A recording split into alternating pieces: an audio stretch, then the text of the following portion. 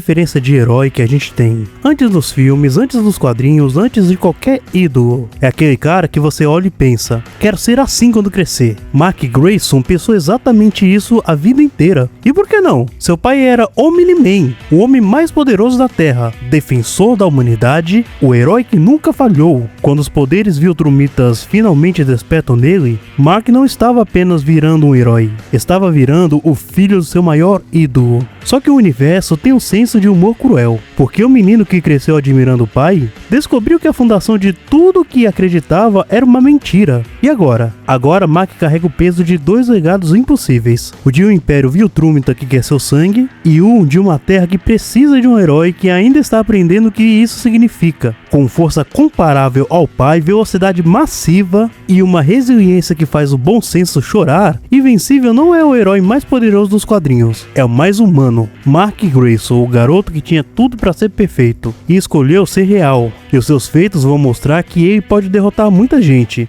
Mas a pergunta aqui é simples: o que exatamente é necessário para ferir o Invencível? Porque até agora quase nada parece funcionar. Centenas de lulas alienígenas atacando ao mesmo tempo não consegue causar nenhum dano à pele do Mark, e isso chama atenção por um motivo: essas mesmas criaturas são fortes o suficiente para conter o robô por um tempo. Além disso, fazem parte de uma raça parasita capaz de devastar civilizações inteiras, desde que encontrem um hospedeiro. Mesmo assim, não deixaram sequer um arranhão nele. Armas convencionais também não ajudam. Uma espada simplesmente se quebra ao tentar atingir o corpo de Mark, e ataques ainda mais extremos, como aqueles que reduzem pessoas a esqueletos, também não são suficientes para feri-lo. Ambientes extremos também não são um problema. Ficar dentro de um vulcão não causa nenhum efeito relevante. Isso levanta um ponto importante: ele também consegue suportar ataques baseados na própria energia dos seus golpes, uma energia capaz de destruir cidades inteiras e até civilizações, e ainda assim não é o bastante para incapacitar o Invencível.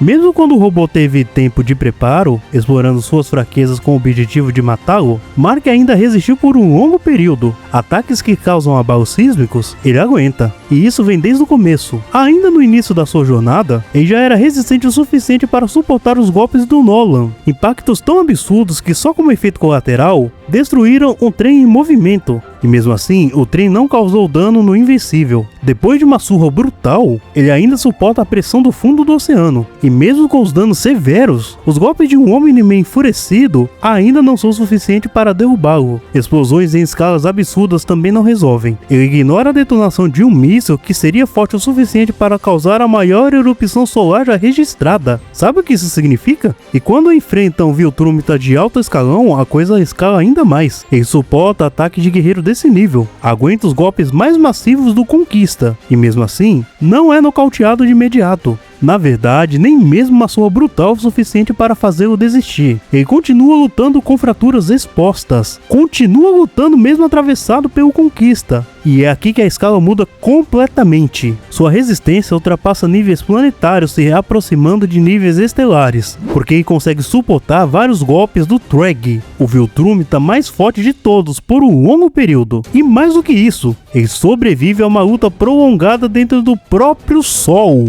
Mas não adianta resistir a tudo se não conseguir reagir. E no caso do Invencível, velocidade também não é um problema. Ele consegue cobrir quilômetros em um instante. Na prática, distâncias enormes deixam de ser um obstáculo. Seu movimento é tão rápido que alguém tentando utilizar deslocamento espacial pode ficar para trás. Isso já mostra o nível em que ele opera. Ele pode sair da Terra e alcançar o espaço praticamente de forma imediata. Sem dificuldade, acompanha naves espaciais que atravessam planetas distantes em questão de minutos. E não só acompanha, em alguns casos, ele pode até superar essas naves em velocidade. Mas isso ainda não é o auge. No nível máximo, o Invencível atinge velocidades massivamente acima da luz, possivelmente superando o próprio Omni-Man. E mais importante que isso, ele consegue reagir e acompanhar o Treg, um Viltrumita superior a qualquer outro apresentado, seja na série ou nos quadrinhos. Agora vem a parte que realmente define o perigo: a força do Invencível. No começo, ele já se mostra de forma curiosa. Ele simplesmente lança saco de lixo para o céu, sem qualquer preocupação. Arranca árvores com raiz e tudo, mostrando que controle ambiental não é exatamente a prioridade. Mas isso evolui rápido. Ele possui força suficiente para mover aeronaves. E ao lado de Oliver, consegue partir uma nave gigantesca com facilidade. Mesmo sem esforço extremo, já era capaz de realizar supino com cerca de 400 toneladas. E quando começa a lidar com ameaças maiores, ele consegue mover um meteoro enorme, impedindo uma destruição massiva. Inclusive, já parou um meteoro ainda maior na série. Seus golpes são tão fortes que o impacto secundário é suficiente para nocautear um monstro marinho, mesmo quando o alvo principal era outro. E contra adversários mais poderosos, seus ataques mais simples já conseguem causar danos ao Conquista. Em outro momento crítico, ele desfere um soco tão forte que destrói o braço do próprio Conquista, e conforme evolui, ele passa a derrotar vários Viltrumitas sozinho. Mas existe um feito que muda completamente a escala. Ao lado de seu pai e de Tedeus, ele participa da destruição do planeta Viltrum, um planeta que anteriormente não havia sido destruído nem por uma arma que supostamente é capaz de destruir estrelas. E mesmo estando no centro disso, ele não sofre dano com a explosão. Ainda assim, esse não é o ápice. O momento mais impressionante vem depois. Ele enfrenta Troeg, o Viltrumita mais poderoso de todos, em uma batalha prolongada dentro do Sol até a paralisação. Uma luta intensa, que termina com a derrota de Troeg devido aos danos extremos acumulados. E isso deixa uma questão inevitável. Se alguém consegue lutar e sobreviver nesse nível, até onde de fato vai o limite do invencível?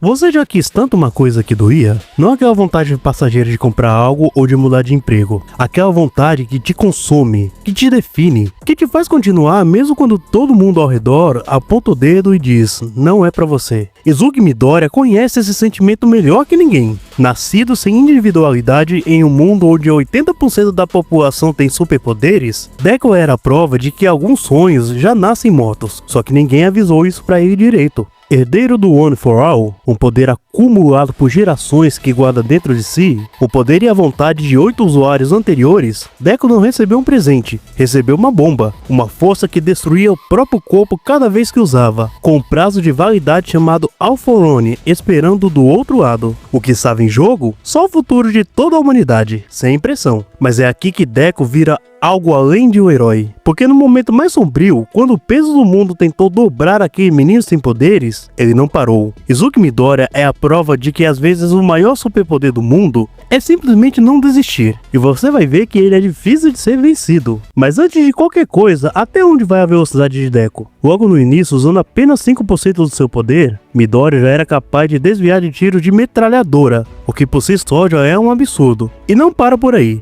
Nesse mesmo nível, ele consegue até pegar balas no ar, e quando enfrenta o Todoroki, ele ainda reage a chamas, mostrando que seus reflexos vão muito além do que parece à primeira vista. Agora, quando ele sobe para 8%, a diferença começa a ficar gritante. Segundo o próprio Bakugo, sua velocidade aumenta drasticamente, a ponto de ultrapassar o próprio Bakugou em movimento. E não é só correr mais rápido, sua reação também evolui junto, a ponto de ele conseguir observar com clareza onde está pisando, mesmo em alta velocidade. E os seus saltos acompanham isso, se tornando rápido demais até para acompanhar visualmente. Quando chega a 20%, tudo isso escala ainda mais. Aqui já é possível desviar até de lasers, inclusive em pleno ar. Mas é em 45% que a coisa realmente muda de nível. Nesse ponto, Deku consegue interceptar uma bala disparada a queima-roupa contra outra pessoa, mesmo estando longe no momento do disparo. E mais do que isso, ele chega a segurar com as próprias mãos uma das balas disparadas pela Lady Nagant. Ainda que sinta dor e dificuldade, ele consegue. Ele também se esquiva de vários tiros simultâneos do rifle de precisão dela, o que é ainda mais impressionante considerando que ela possui precisão absurda e velocidade comparável a dele nesse nível, podendo até acelerar ainda mais as suas balas. Ataques sonoros aqui já não representam praticamente nada para ele, e então chegamos aos 100%. Nesse estado, Deku simplesmente ultrapassa todos os limites, sendo mais rápido até que o próprio Shigaraki. Ele consegue superar ataques antes mesmo que o inimigo reaja, o que o coloca a sua velocidade em um patamar extremo, chegando a níveis acima da luz, já que o próprio Shigaraki também opera nessa escala. Mas velocidade não adianta nada se o corpo não acompanha, e é aqui que o Deku começa a se tornar realmente perigoso. O One for All não aumenta sua força, ele eleva a durabilidade de forma geral, independente da porcentagem utilizada. Isso inclui algo muito raro, resistência à possessão, seja no corpo ou até mesmo na alma. Nem mesmo Shigaraki consegue tomar o controle dele, graças à proteção do One for All. E isso se estende também a ataques mentais, onde ele demonstra uma resistência fora do comum. Fisicamente, ele aguenta as explosões do Bakugo direto no rosto, suporta descargas de até 1,3 milhões de volts sem cair e resiste às chamas do Dabi, mas a escala sobe ainda mais. Ele consegue suportar golpes do All Might e vai além ao aguentar ataques físicos do Shigaraki, que possui força comparável à do próprio All Might. E isso é só o começo. Ele resiste até mesmo à rajada de ar do Shigaraki, algo que o Endeavor não consegue, por exemplo. Inclusive, ele já aguentou a explosão da Lady Nagant, sendo pego completamente de surpresa. Também suporta as chamas do Endeavor e continua resistindo aos golpes mais poderosos do Shigaraki, que fazem o campo de batalha flutuante tremer e quase afundar. Mesmo sendo lançado até o Monte Fuji, ele continua lutando, usando o chicote negro para se manter. E após os seus braços serem destruídos no confronto, ele permanece consciente. Tudo isso coloca sua resistência em níveis extremos, possivelmente continentais ou até mais. E ainda assim, o mais impressionante talvez não seja o corpo, é a mente. A força de vontade de Deku é tão absurda que ele continua lutando mesmo empalado, com cortes profundos e com múltiplas fraturas. Doideira, né? Mas afinal, de onde vem tudo isso? O poder do Deku vem do One for All, uma individualidade que não é comum. Ela já teve vários usuários antes dele. No capítulo 212, ele descobre algo crucial. Ele não herdou apenas os poderes do All Might, mas sim de todos os usuários anteriores. Isso muda completamente o jogo. O primeiro poder que ele desbloqueia é o Chicote Negro, tentáculos sombrios que permitem puxar coisas, ou se puxar em direção a algo. Esses chicotes são fortes o suficiente para afetar até o Shigaraki, chegando a afastar os dedos que o protegem. Ele também possui a Cortina de Fumaça, capaz de cobrir uma área enorme e confundir completamente o campo de batalha. Outro poder é o Fajin. Ao repetir movimentos, ele acumula energia em um membro, podendo liberar depois em forma de explosão. Com isso, ele consegue desferir golpes equivalentes a 100% sem quebrar o próprio corpo. E não só isso, ele pode armazenar energia em objetos e fazê-los se mover sozinhos. Existe também o Sentido de Perigo, uma habilidade que alerta sobre ataques vindos de intenções assassinas, permitindo prever e antecipar movimentos inimigos. E então vem a Mudança de Marcha, um poder que permite manipular a velocidade de quem ele atinge. Com isso, ele pode alterar até mesmo a percepção de velocidade do próprio Shigaraki. E quando ele combina tudo isso, ele detecta um ataque com sentido de perigo, diminui a velocidade do inimigo com a mudança de marcha, cobre o campo de batalha com a cortina de fumaça, se posiciona no ar com o flutuar, prende o alvo com o chicote negro e finaliza com um golpe carregado do Fajin. Tudo isso em sequência, mostrando que não é só poder bruto, mas controle total. Agora vem a parte mais destrutiva que você estava ansioso para saber. O One for All é a fusão de duas individualidades, uma que acumula o poder ao longo do tempo e outra que permite transferir esse poder de usuário para usuário. E isso faz com que cada geração fique mais forte que a anterior.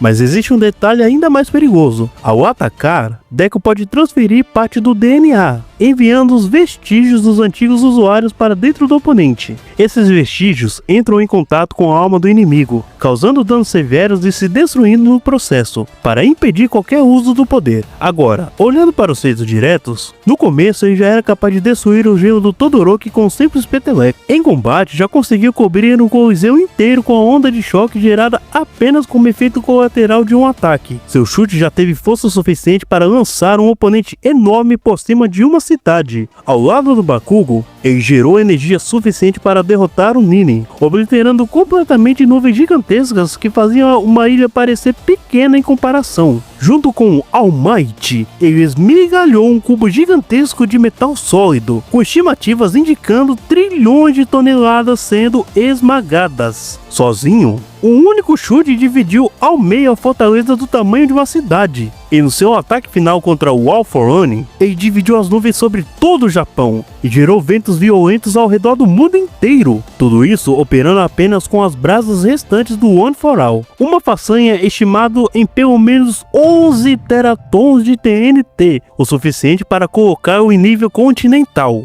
E isso nem é o limite, porque em certas condições, Deku consegue operar em 120% do poder. E no fim, mais do que força, velocidade ou resistência, Deku prova uma coisa, que a força de vontade pode levar alguém muito além do que deveria ser possível. Olha, essa batalha mortal seria uma coisa intensa, só que Invencível vence e aqui está o porquê. Os dois têm uma força de vontade muito grande, podendo lutar em condições extremas, e o Deku tem uma vantagem muito grande em questão de versatilidade. Só que a força, resistência e velocidade do Invencível simplesmente é demais para ele. Deku poderia usar o seu poder para tentar confundir a percepção do Invencível, só que esse poder não duraria por muito tempo, e a diferença de velocidade do Invencível pro Deku pode ultrapassar milhões de vezes. Então seria questão de tempo até a situação se inverter. E por mais que Deku seja forte, ele não teria força suficiente para destruir ou incapacitar o Invencível, já que Mark Grayson lutou com o Treg até a paralisação dentro do Sol, e só começou a levar danos um tempinho depois. O que eu quero dizer é que se ele entrasse sem nada dentro do Sol, ele duraria muito tempo ali até começar a levar danos, e isso está muito além das capacidades do Midoriya. Já em termos de força, a força dele não seria tão diferente da do Deku não. A única maneira para Deku seria usar a transferência de DNA para atingir o Invencível de dentro para fora. Porém tem uma coisa, o DNA Viltrumita é um DNA muito forte. Não digo que seria impossível do Deku conseguir atingir o Invencível assim, só que seria bem provável, e ele não conseguiria fazer isso logo de cara, dando tempo para Invencível reagir. Dito tudo isso, fica muito claro que Invencível venceria. Assista mais vídeos do canal. E se você chegou até aqui e quer contribuir financeiramente com o canal, a chave Pix está no comentário fixado. E se você contribuir, eu vou te agradecer em um vídeo. O vencedor de hoje é Invencível.